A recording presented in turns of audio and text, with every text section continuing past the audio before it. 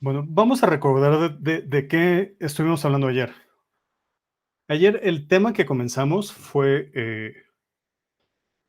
el del dual topológico. Ahora, nosotros ya habíamos discutido sobre el dual algebraico, que es la colección de transformaciones lineales de nuestro espacio al campo. Ajá, y ese lo habíamos denotado así como, sí, X es un KEB. Ajá. Entonces, el dual algebraico es igual a la colección de transformaciones lineales que van de X, es nada más coma, al campo. Ajá. Fue hablar del dual topológico, que es ahora no solo vamos a pedir que K sea un espacio vectorial, vamos a pedir que sea un espacio normado. Y el dual topológico, a veces le llaman también el espacio conjugado, es igual a la colección de transformaciones lineales continuas que van de X al campo. Igual, como siempre, el campo son los reales o los complejos. Ahora, algunas observaciones rápidas es que, independientemente de si X es un espacio de Banach o no, este espacio es un espacio de Banach, porque los campos son completos. ¿Ok? Y un resultado que teníamos es que eh, si tenemos dos espacios normados, X y Y, entonces si Y es completo, este espacio es completo. ¿Ah? Y bueno, para recordar, este,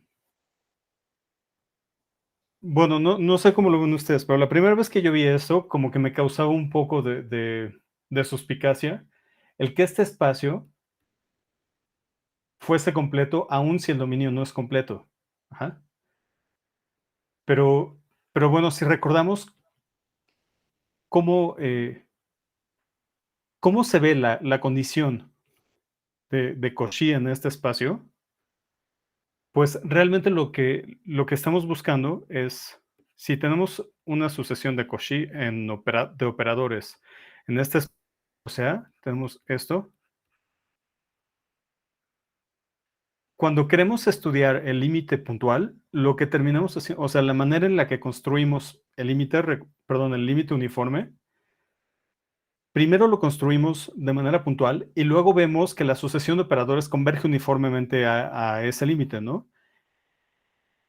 De manera puntual, lo que hacemos es tomar un punto arbitrario en el dominio y tomar esta sucesión y ver que si, si la sucesión de operadores es de Cauchy, esta sucesión forzosamente va a ser de Cauchy. Ajá. O sea, va a ser de Cauchy porque de hecho vamos a tener Tn de x menos Tm de x. Va a ser menor o igual que la norma de este operador. Ya sabemos que los operadores forman un espacio normado por la norma de x. O sea, la norma de x ya está, si fijamos a x, pues la norma también está fija, ¿no? Entonces, esto termina siendo una sucesión de Cauchy en el codominio. En este caso, nuestro codominio son los reales o los complejos, que son espacios completos, y por lo tanto estas cosas van a ser convergentes. Ajá. Bueno, cada una de estas sucesiones. Ahora, hay que argumentar un poco más para probar dos cosas, que el límite es bueno, que el límite pertenece al espacio, en este caso el de los operadores o el de las transformaciones lineales continuas, y que la convergencia es en el sentido de la convergencia del espacio. Ajá. Entonces, lo que yo estoy diciendo es nada más,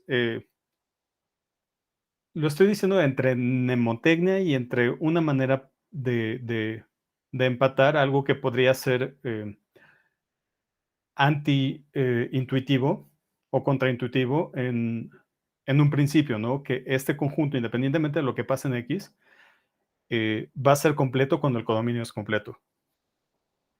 Ok. Bueno, discutimos también, discutimos, o bueno, mencionamos, nada más dimos el enunciado del teorema que vieron la semana pasada con Julián, que a veces también le llaman el teorema de representación de Riesz, que realmente lo que nos dice es que si tenemos P y Q, eh, mayores que 1, menor que más infinito.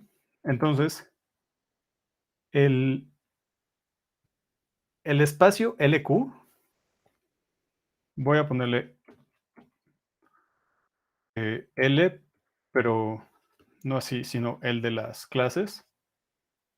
LQ con respecto a bueno, si estamos en un espacio de medida dado, esto es, no voy a usar ahorita el término, pero nada más quedarnos con la idea. Lo que nos dice es que, pues realmente es lo mismo trabajar en LQ que trabajar en el dual de LP. El término es que existe un isomorfismo isométrico entre estos dos espacios. ¿Ok?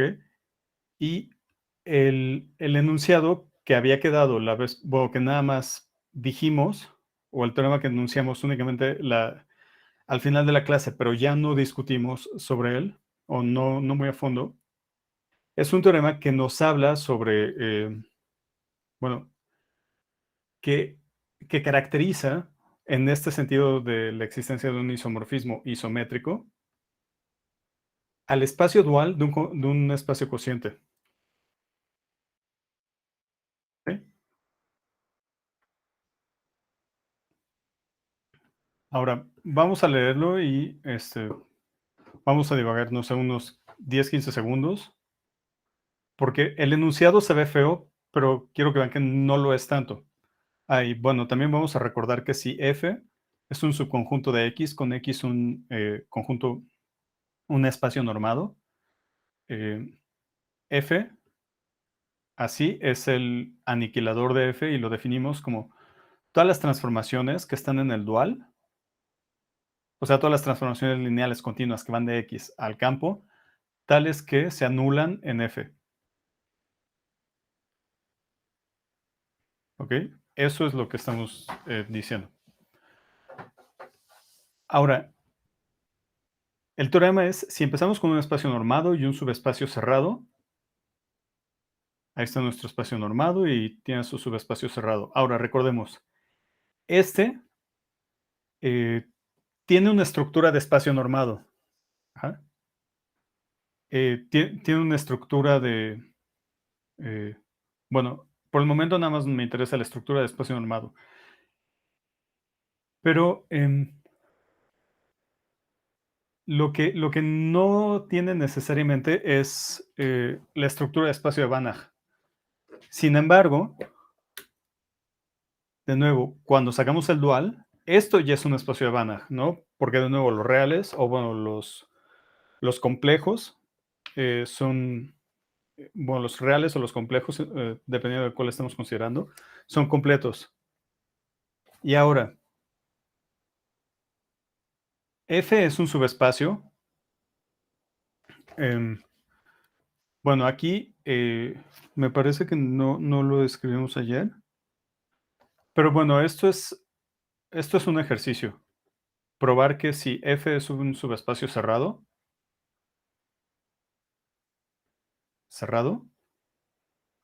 entonces esto es un subespacio cerrado. Es un subespacio cerrado y por lo tanto es un espacio de Banach, ¿no? Subespacio cerrado.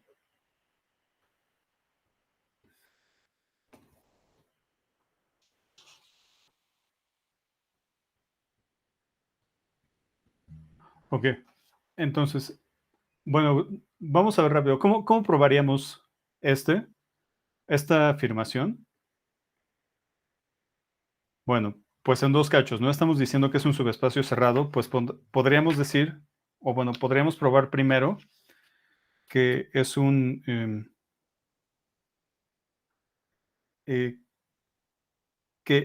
eh, subespacio. Primero probamos que es un espacio lineal y luego probamos que es cerrado. Entonces, si tenemos T y S aquí, o sea, esto significa que son dos operadores que se anulan en todo F. Y vamos a tomar un escalar. Entonces, para X en F, tenemos esto, alfa por T más S, esto lo evaluamos en X. Esto nos queda alfa de Tx más Sx, y esto vale 0, ¿no? Bueno, alfa por 0 más 0, que vale 0. Ok, excelente. Ahora, ¿cómo probaremos que esto es cerrado? Pues, bueno, a mí lo que se me ocurre es tomar un elemento que esté en la cerradura, o sea, vamos a tomar una sucesión en, en el aniquilador de f convergente a t. Ajá, convergente en el sentido de la norma de operador, o sea, tenemos esto. Esto se va a 0 cuando n se va a infinito.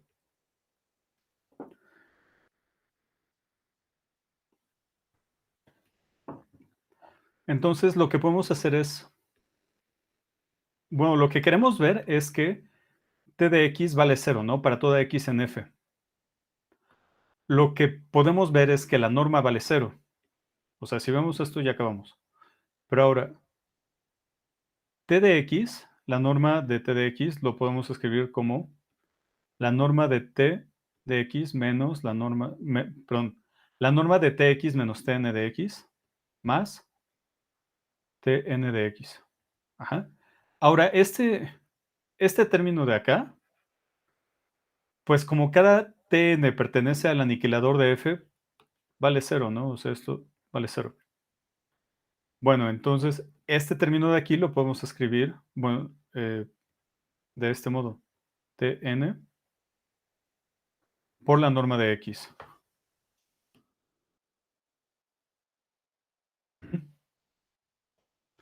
Ahora, sabemos que esto se va a 0, el primer factor se va a 0 cuando la n se va a infinito. En particular, podemos hacerla más chica que una epsilon dada. Ajá. O sea, obviamente la n que vamos a tomar va a depender de epsilon y de la x. Pero la cosa es que bueno, la norma puede ser tan chica como nosotros queramos. Eso quiere decir que la norma tiene que ser 0. Por lo tanto, t se anula en f, o sea, t está en el aniquilador de f. Y eso prueba nuestra afirmación, que el aniquilador de f es, em, es un subespacio cerrado del dual. Ajá. Pero ahora, el dual es un espacio de Banach. Entonces, bueno, si es un espacio de Banach, f también tiene que ser un espacio de Banach, ¿no? Porque es un subespacio cerrado. Ok.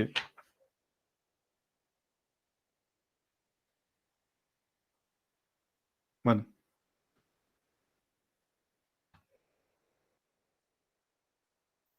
vamos a borrar este y este. Ok. Bueno, ahora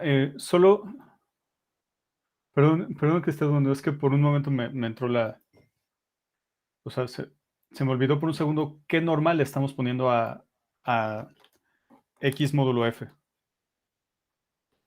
¿Alguien recuerda qué norma le estamos poniendo a esto? O sea, x es un espacio normado.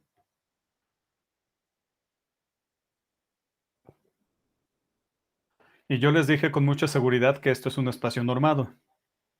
Es más, me parece que hasta les dije de manera natural. Y la pregunta es, ¿cómo demonios le damos una norma a esto a partir de esto? Y bueno, por si a ustedes les pasó como a mí que por un segundo se les fue, ¿cómo demonios le ponemos una norma a esto? Pues hay que recordar que lo que hicimos fue construir primero una seminorma, esta df, x que es igual al ínfimo de las u's que pertenecen a f de x menos u. ¿Ok? Vimos que esta función es una seminorma en x y que cuando hacemos este paso bueno, es una seminorma en x que se anula justamente en f, porque f es un subespacio cerrado. Por eso queremos, bueno, justo por eso queremos que sea cerrado, ¿no? Para que sea como el cero de esta seminorma. Y así al cociente eh, le estamos dando esta norma, x, f, es igual a la distancia f de x. ¿ok? Y bueno, ya hicimos toda la construcción y probamos que eso es una seminorma. Bueno, entonces, eso es lo bueno de entender este, lo que uno está diciendo. Pues si se le olvida un detalle, pues nada más hay que ir retroceder unos pasos para ver, ok, ¿de qué estamos hablando? El punto es que tenemos aquí un espacio, esto es un espacio normado, X módulo F. Al ponerle la estrellita, ya estamos hablando de un espacio de Banach, y esto es un subespacio cerrado de un espacio de Banach, entonces es un espacio de Banach. ¿Ok? Se ven feos, pero son eso. Ahora, lo que estamos haciendo es, o bueno, lo que te dice, lo que nos dice el teorema es que esos dos espacios son esencialmente iguales. Ahora, esto de esencialmente iguales se refiere a que hay un isomorfismo isométrico. ¿Ah? O sea, es una transformación lineal continua que es biyectiva y que, bueno, que no solo es continua, sino que hace esto. Phi de t es igual a t. Entonces, esto está en la norma de x estrellita y esto es en la norma de x módulo f estrellita. Eso es lo que estamos diciendo. O sea, esta función que está aquí no es una biyección lineal continua, sino que también satisface esto. Bueno, ahora, esta parte dice, ¿cómo está definida la phi? Es una función que va de este espacio a este, entonces vamos a agarrar una transformación lineal que va de x módulo f al campo y luego le vamos a asociar una transformación lineal que esté en el aniquilador de f. Ajá. Entonces, bueno, y esto, ¿no? Que la conclusión es que es un isomorfismo isométrico. Ahora, para probar esto, yo creo que la prueba es, si bien no tiene muchas sorpresas, creo que es importante para ilustrar qué estamos haciendo, de qué se trata esta construcción.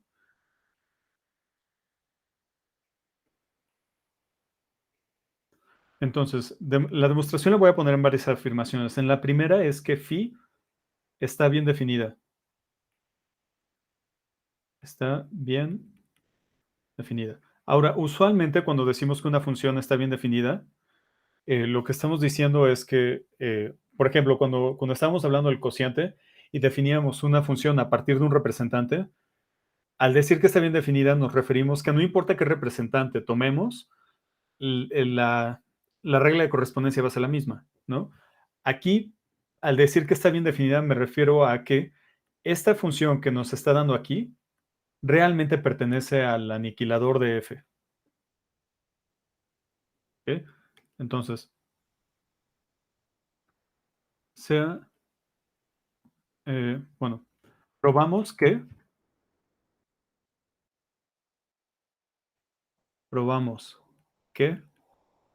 para toda t aquí, o sea, en el dominio x módulo f,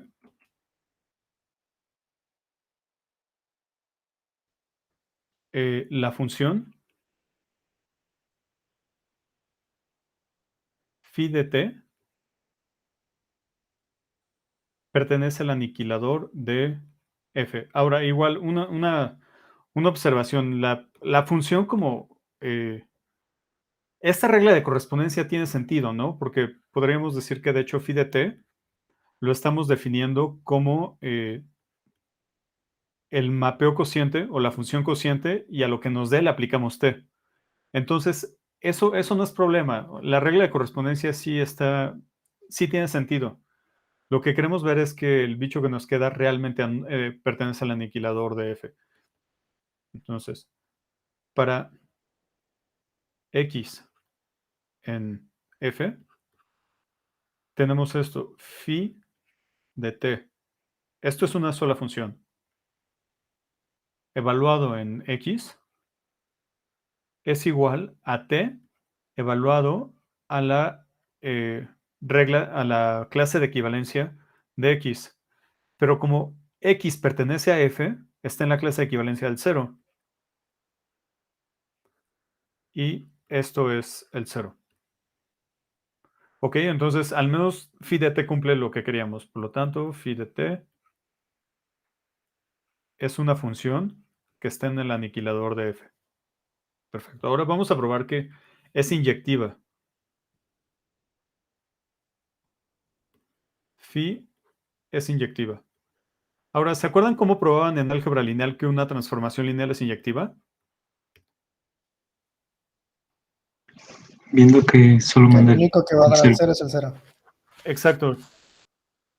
Bueno, lo que comentaron es correcto, ¿no? O sea, viendo que el único punto en el kernel es el 0, ya con eso hacemos a la función inyectiva. Ahora, vamos a tomar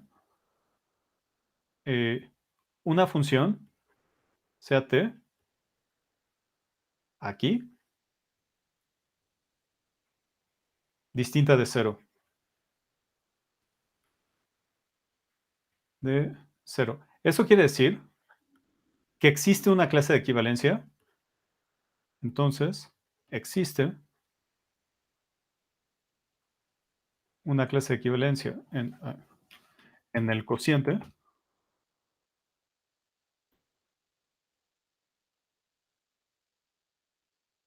tal que t evaluada en la clase de equivalencia es distinta de 0, ¿no? O sea, esto, si lo quisiéramos pensar, por ejemplo, en dimensión finita, ¿cómo podremos decir que una matriz, o bueno, estoy identificando una transformación lineal en dimensión finita con la matriz, ¿no? ¿Cómo podemos decir que una matriz es distinta de 0? Pues imagínense que tenemos a la matriz y no podemos verla. Lo que podemos ver es que nosotros le podemos dar un vector y nos devuelve A por X, pero nosotros no conocemos esta matriz. Entonces lo que podríamos hacer es elegir alguna colección de vectores, en este caso, igual pensando por ejemplo en Rn, podríamos pensar en una base de Rn, y si cada que evaluamos en la base, digamos la base canónica, esto nos da 0, pues entonces vamos a concluir que esta matriz es 0. Ajá. Dicho de otro modo, si la matriz no es 0, va a existir un vector en el cual no se anula la transformación lineal. Aquí es lo mismo, ¿no? Si la transformación no es 0, entonces tiene que existir un elemento en el cual no se anule. Ok, eso está bien, está excelente. Entonces, bueno, y para tal y,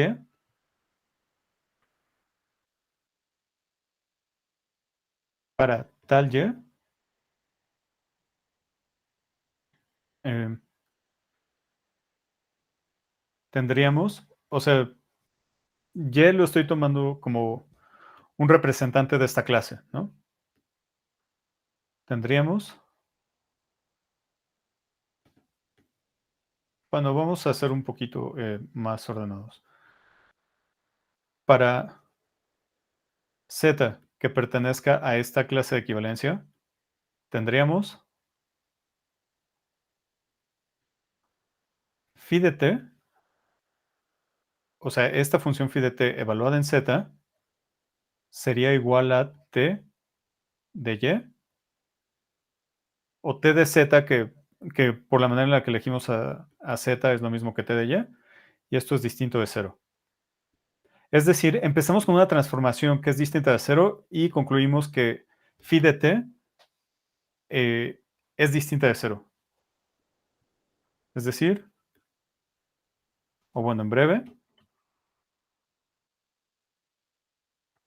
t distinto de 0 implica phi de t distinto de 0. Por lo tanto, phi es 1 a 1. Que es justo lo que se prueba, o bueno, la manera en la que se prueba en lineal, ¿no? Que si tienen un elemento en el kernel y, bueno, que cualquier elemento en el kernel es 0,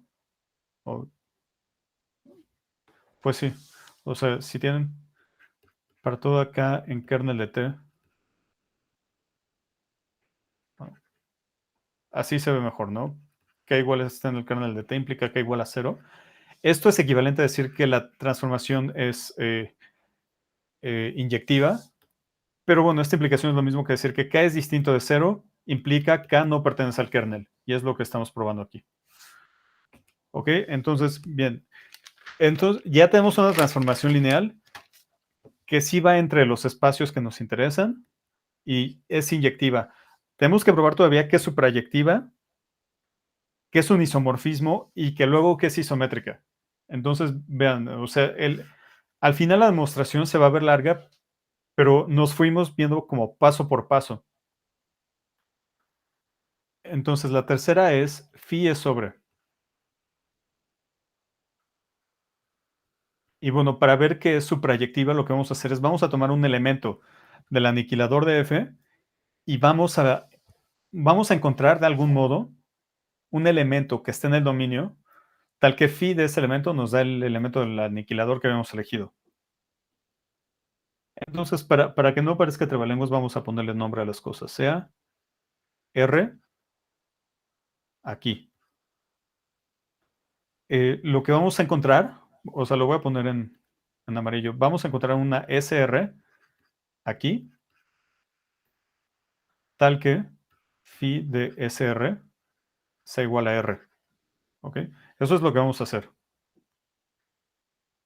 Bueno, la manera de definir a SR no es muy creativa, en donde nos vamos a tardar un poco más es para ver que esa SR que estamos definiendo realmente hace lo que queremos. Entonces, y definimos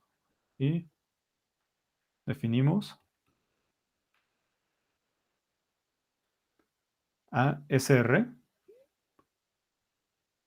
Aquí voy a poner SR va a estar en el dual algebraico, o sea, va a ser una transformación lineal aquí. Vamos a probar que es continua.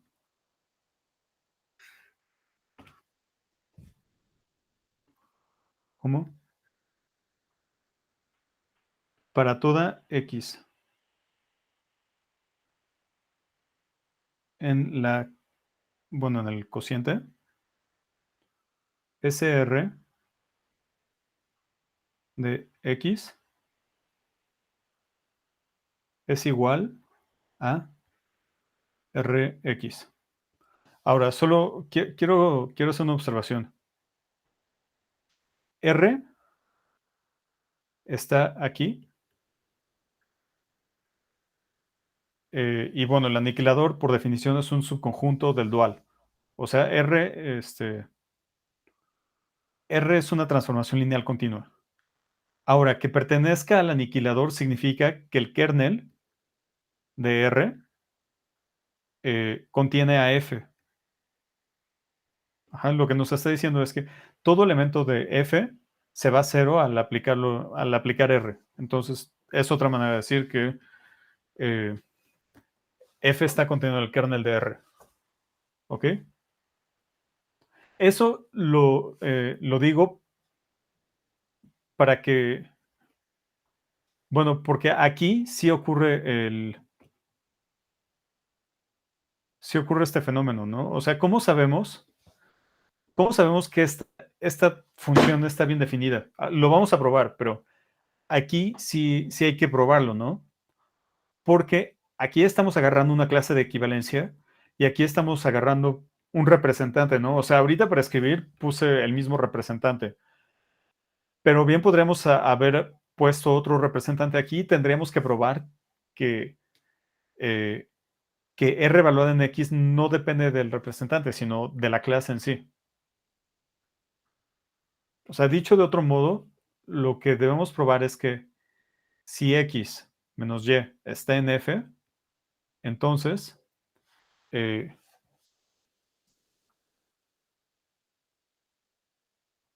bueno, entonces R de X tiene que ser lo mismo que R de Y para que esta definición tenga sentido. ¿Ok? Voy a dar la vuelta a la página, pero bueno, voy a copiar esto para, para tenerlo como referencia.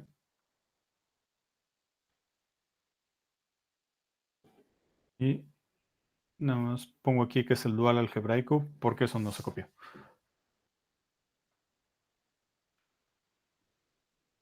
Bueno, aquí voy a poner en verde la afirmación. O sea, queremos ver dos cosas, ¿no? Eh, queremos ver, bueno, primero que la SR está bien definida. SR está bien definida.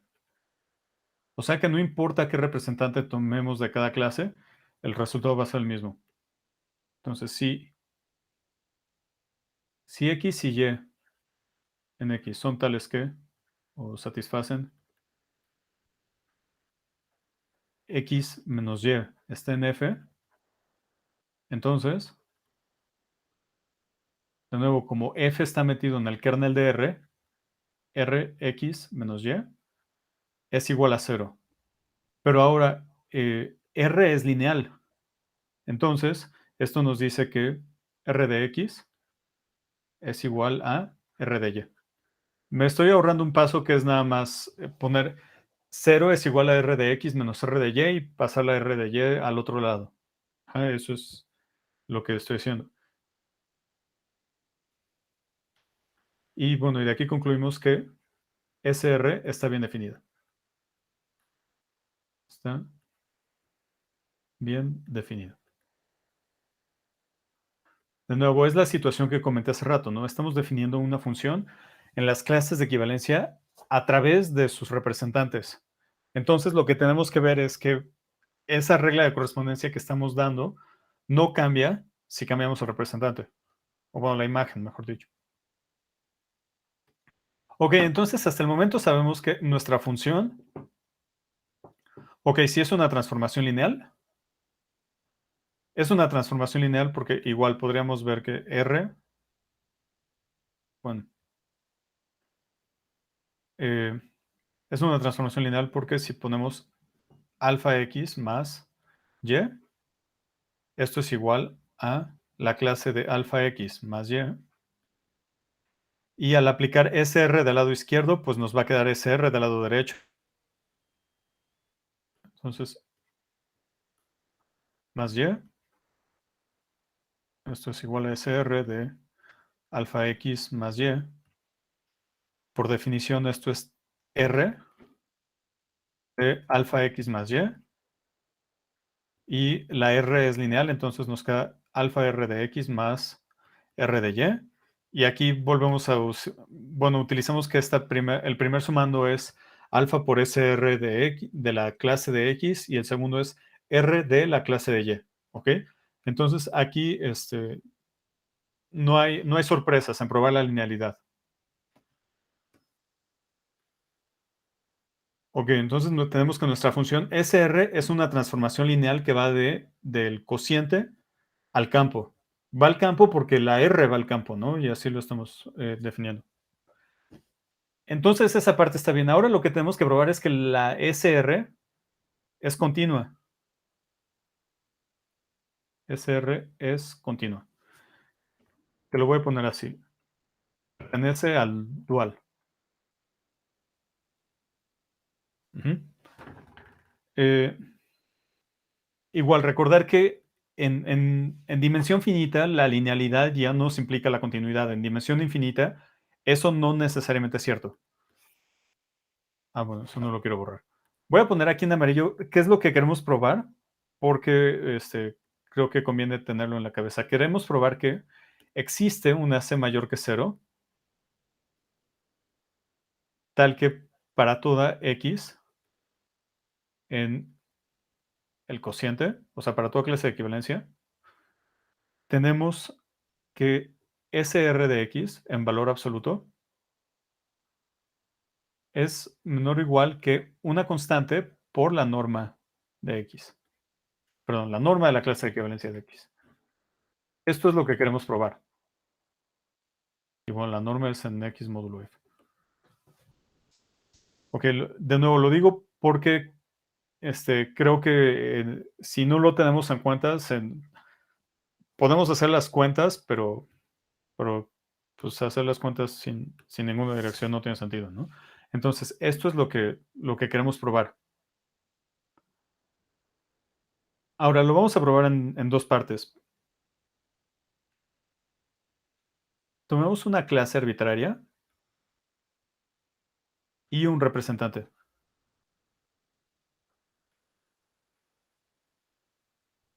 Entonces, tenemos esto, el valor absoluto de SR de la clase X. Ponemos esto aquí, R, Y, es pura definición.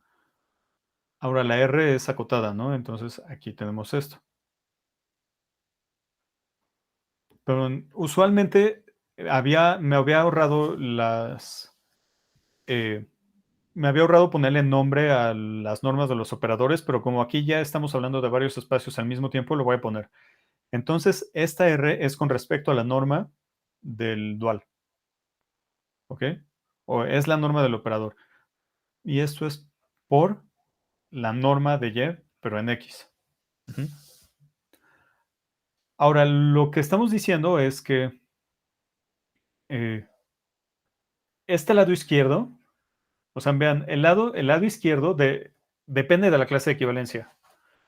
Y el lado derecho es un elemento arbitrario de la clase de equivalencia. Por lo tanto, tenemos que esto es menor o igual que una constante no negativa por el ínfimo de Y en X, la norma de Y. Ujú. Ahora, esto, bueno, hicieron en la tarea anterior un argumento bastante similar a lo que vamos a hacer ahora,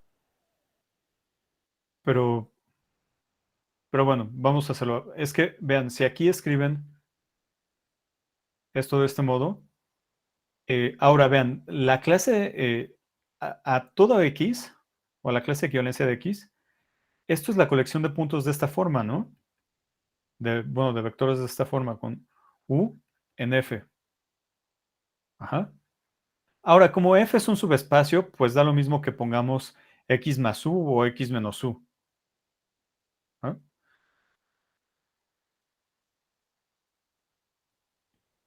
Dicho, bueno, entonces, voy a poner esto aquí, X menos U, un ínfimo también, pero ahora la U ya no está corriendo en la clase de equivalencia de X, ¿no? Ahora la U está corriendo en F. O sea, esto es igual a la norma de R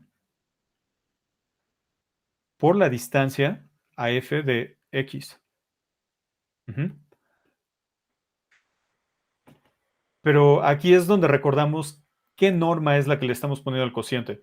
Entonces esto nos queda R, bueno, la norma de R, por la norma de la clase de X. Y aquí lo voy a poner en X módulo F. Por lo tanto, ahora sí. Ah, bien, no, no se murió. Eh, o sea, vean, aquí la constante que nos está saliendo en lo que acabo de borrar, a ver si. Ah, no. Lo que acabo de borrar, la constante que nos sale es esta de aquí, la norma de R. Ajá. Ahora sí concluimos. Por lo tanto, SR pertenece a este espacio. Ajá. Y bueno, y por construcción,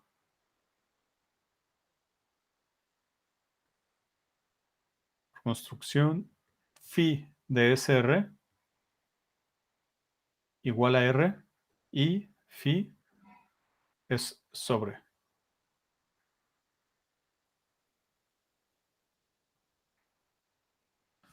Ok, perfecto. Entonces ya tenemos que es sobre y de hecho es biyectiva, ¿no? O sea, hasta ahorita lo que tenemos es una transformación. Bueno, vean, tenemos una transformación lineal que va entre dos espacios de Banach, que es continua, y que es biyectiva. ¿Ok? Entonces, por el teorema de la inversa acotada, por el teorema de la inversa acotada,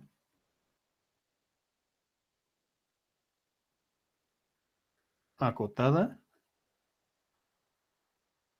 phi inversa, que es una función que va de este espacio de Banach a este espacio de Banach, es continua. Ahora, si no se acuerdan qué dice el teorema del inverso acotado, pues dice esto, que si tienen U y B, Banach, T, una transformación lineal acotada de U a B, biyectiva. Estas son las hipótesis. La conclusión es que la inversa también es acotada. ¿Ok? Ese es el teorema de la inversa acotada. La demostración la vieron con Julián y es una consecuencia de, o bueno, en la exposición que vimos, es una consecuencia del teorema de la función abierta. O sea, aquí está metido uno de los teoremas pesados. Y bueno, nada más voy a poner aquí la afirmación, que es phi, perdón, es el 4, no es el 3. Phi es un isomorfismo. Phi es isomorfismo.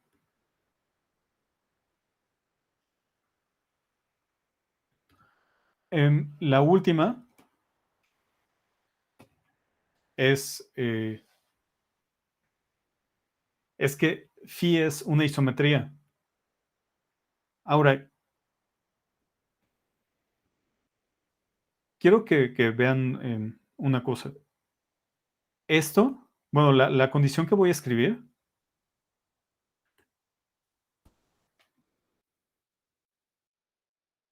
ahora sí, phi de t, esto es con respecto a la norma del dual, es igual a la norma de t, bueno, del dual de x, con respecto a la norma del dual del módulo, del cociente, perdón.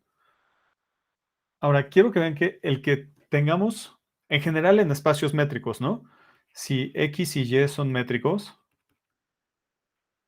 y f, que va de x a y, satisface de x, vamos a ponerle x', es igual a d, y, f de x, f de x'.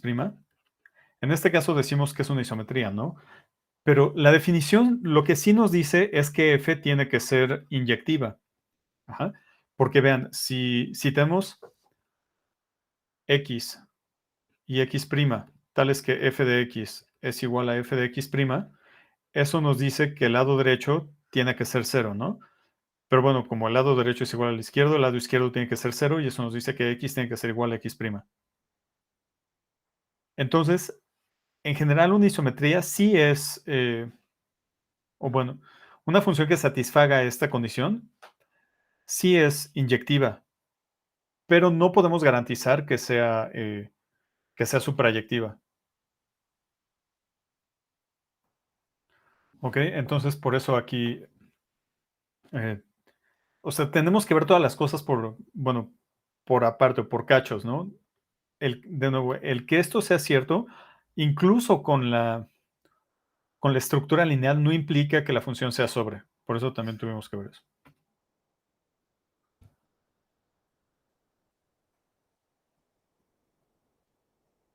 Ok, bueno.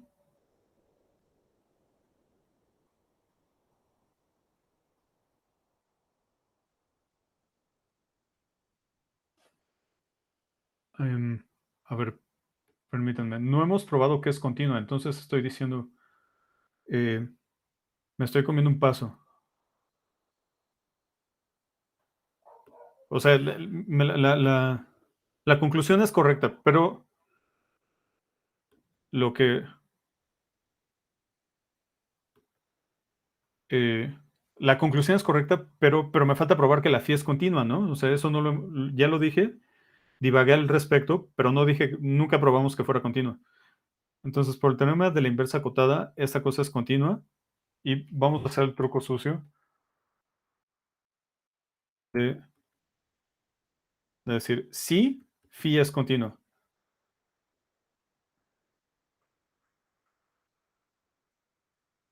Ok, entonces ahora debemos de probar que phi es continua.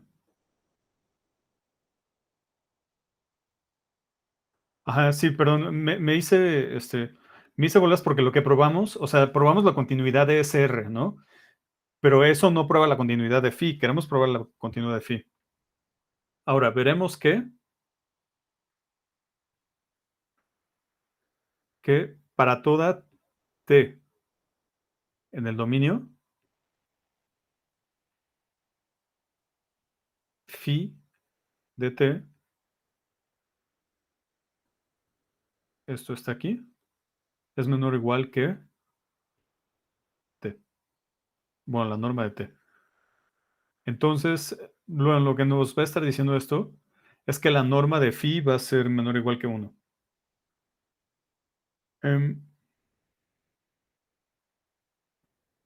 Pero bueno, esto lo tenemos pues de manera menos rápida, ¿no? Para t en x módulo f, o sea, una transformación lineal continua que vaya del módulo del cociente al campo y x en x, tenemos esto.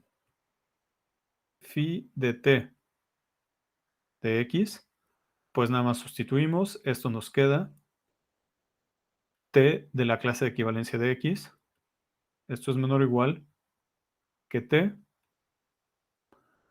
por la clase de equivalencia de x. Y aquí voy a hacer este paso. Bueno, aquí es donde voy a poner de manera más explícita cómo estamos haciendo el cambio de espacios. Lo que estoy diciendo es que la clase de equivalencia de... Bueno, la norma de la clase de equivalencia de x es menor o igual que la norma de x.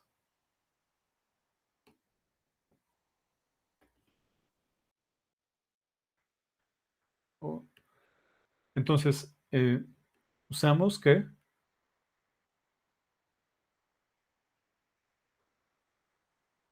esto es cierto. Ahora, ¿alguien ve por qué esto es cierto? Es si vemos a la norma de la clase como el ínfimo de los elementos de Exacto. la clase, ¿no?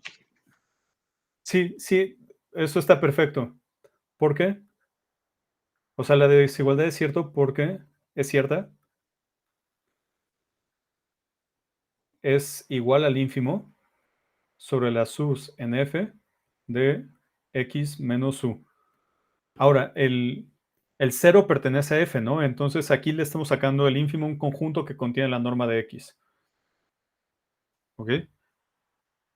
Entonces, si nos fijamos en esta desigualdad y a la que llegamos, concluimos que, bueno, en breve, o en pocas palabras, para toda t en x módulo f, estrellita, o sea, en el dual del cociente, la norma de phi de t, esto está aquí, es menor o igual que la norma de t, y esto está aquí.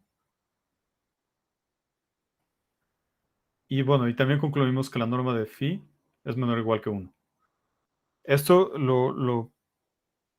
bueno, vamos a usar hasta el final para una desigualdad.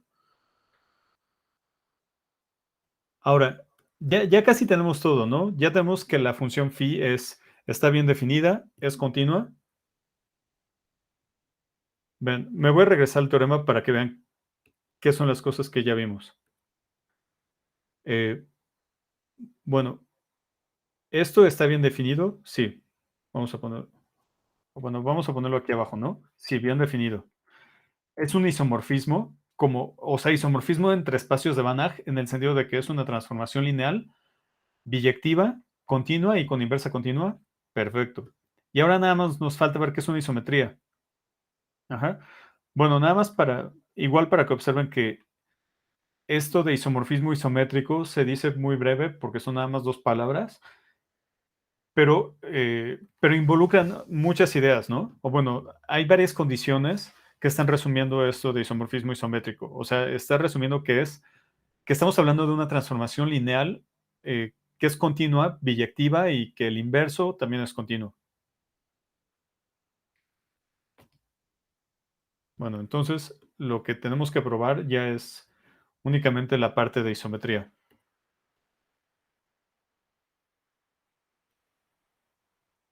que es esto, 5 para toda t en el cociente, bueno, en el dual del cociente, phi de t, esto con la norma del dual de esto es igual, bueno, la norma es igual a la norma de t.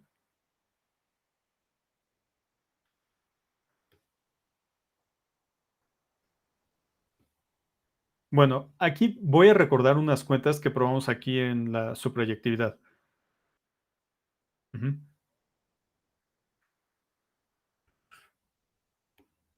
O sea, el argumento que usamos ahí realmente nos ayuda a probar algo en general. Déjenme escribirlo. Por las cuentas. Me equivoqué de color. Ahora sí. Por el argumento. Digo, Son más, son más acá el argumento que las cuentas, ¿no? Por el argumento en la subproyectividad. Bueno, de la subproyectividad.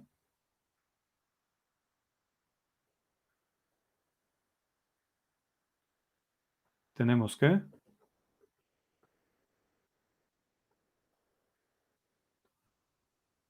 para toda R que está en el aniquilador de F, la imagen, bueno, phi inversa, aquí no es la imagen inversa, aquí es realmente estamos aplicando la función inversa. Phi inversa de R,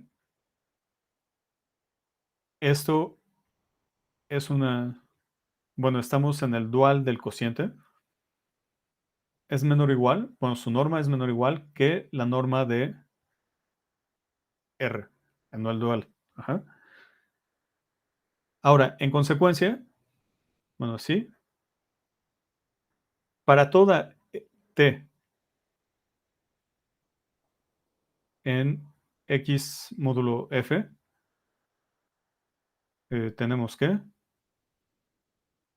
bueno, ya puse tenemos que arriba, se cumple.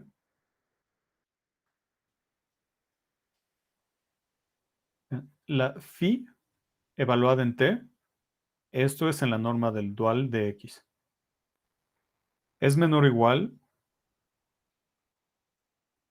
que la norma de t. ¿Ok? Eso ya lo acabamos de probar. Está, de hecho, aquí.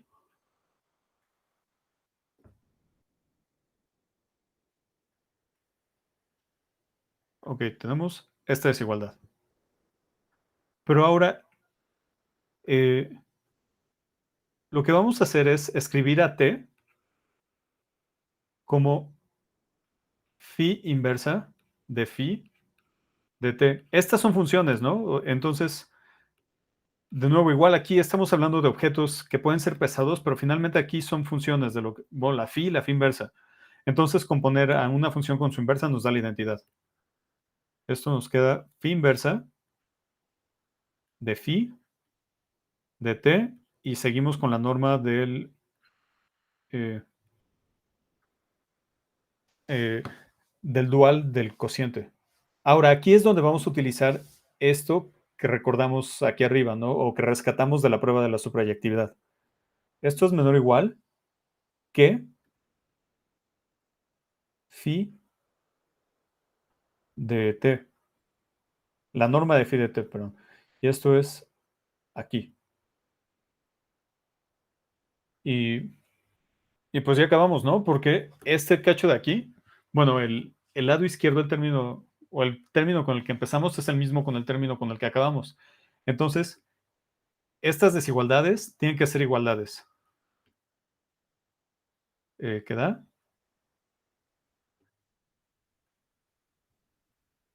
Phi de t, x, es igual a t de, bueno, la norma de t con respecto al dual del cociente. Y bueno, esto termina la prueba. Ajá. En pocas palabras, vamos a ver de nuevo el teorema. Obviamente no vamos a ver todos los detalles de nuevo. Lo que tenemos es un espacio normado, un subespacio cerrado y una transformación lineal del dual del cociente al aniquilador.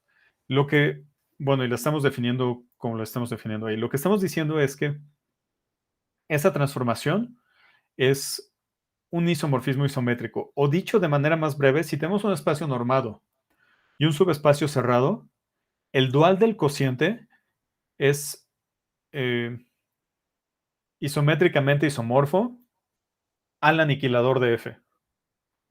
Y bueno, ¿por qué nos gusta este teorema? Porque ya vimos que sí nos importan o sí son importantes los espacios cocientes. Y esta cosa, o sea, el dual del espacio cociente que podría ser complicado, o sea, pues conceptualmente es complicado, ¿no? Porque estamos hablando de transformaciones continuas en espacios de equivalencia, en espacios de clases de equivalencia. Entonces, esta cosa podría ser conceptualmente complicada, pero estamos viendo que si nos importa su estructura de espacio de Banach, es exactamente lo mismo, o bueno, desde esa perspectiva, que el aniquilador de F. Y el aniquilador de F es algo más asequible, porque es nada más un subespacio del dual de nuestro espacio original que, que está formado por las funciones que anulan a F. Bueno, que se anulan en F, mejor dicho. ¿Ok? Ahora, tenemos nuestra transformación lineal entre dos espacios de Banach y estamos diciendo que tiene ciertas características. Lo primero que estamos probando es que la transformación realmente tiene como, o bueno, que la imagen, como la estamos definiendo a partir de su clase, de su regla de correspondencia, realmente cae en el conjunto donde decimos que debe caer. Ok, digamos, esa es una parte formal, pero es importante, porque pues, si no es cierto, de poco nos sirve lo demás, ¿no? Bueno, entonces, primero está bien definida la función. Después, no lo escribí, pero la linealidad la probamos y vimos que la linealidad realmente no representa ninguna dificultad, ¿no?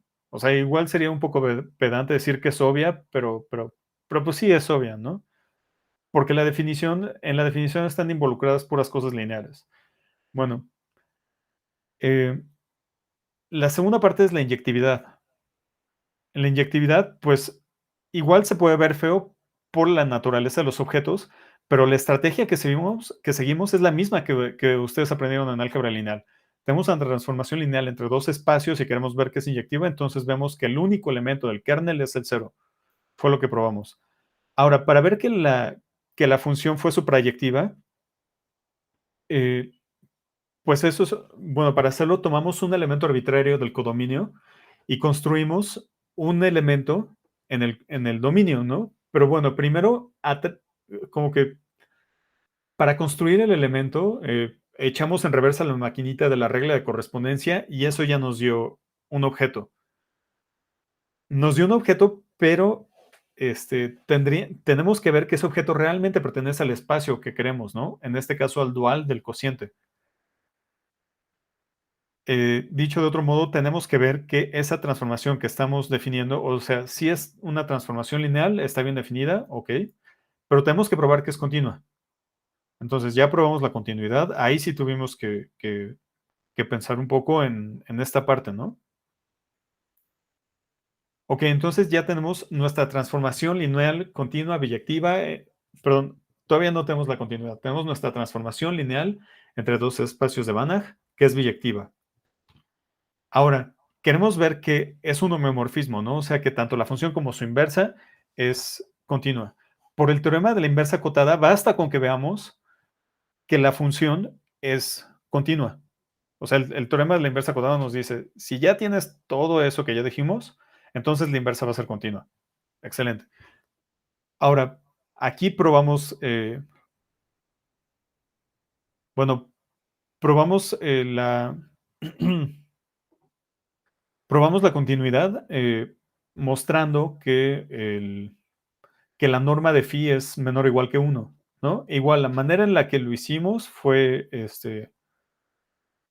desglosando las definiciones. El único paso que sí requirió algo un poco más fino fue esta última desigualdad, en donde acotamos la norma de la clase de equivalencia por la norma del vector, ¿ok? Y bueno, ya lo demás fue terminar la conclusión bien, pero ahí está el punto fino, ¿no? Del argumento de la continuidad. Ahora, entonces, hasta este momento ya tenemos que es un isomorfismo lineal. Nada más nos falta ver qué es una isometría. Y para ver qué es una isometría, o sea, lo que queremos ver es, de manera más precisa, es la igualdad que estoy señalando. Y, pues lo que hicimos fue juntar las desigualdades que ya teníamos. O sea, una de estas que nos salió de la suprayectividad, digo, siendo estrictos, o sea, no la probamos tal cual, pero son las mismas cuentas, ¿no? Bueno, de hecho sí la terminamos probando, porque vean, lo que hicimos en la suprayectividad es tomar una función inversa a, a phi y luego ver que bueno, que la inversa tenía esta propiedad, o sea que es acotada, ¿no? Em, y ahora que lo pienso igual, por este mismo argumento también nos pudimos haber ahorrado la invocación al teorema de la inversa acotada, ¿no? Porque pues aquí también ya estamos probando directamente que la inversa es acotada y que de hecho la norma de la inversa es menor o igual que 1, pero bueno, no importa. Entonces, juntando ya estas desigualdades, o sea, la que obtuvimos de la suprayectividad y la que obtuvimos al probar que la phi tiene norma 1, aquí el truco o la idea ingeniosa fue meter esta composición, esta identidad aquí, ¿no? Esa es la idea ingeniosa en la suprayectividad, perdón, en la prueba de la isometría. Y con esto ya terminamos de probar el resultado. O sea, concluimos la igualdad que queríamos, ¿no? La igualdad que estamos buscando. Ujú. Ok.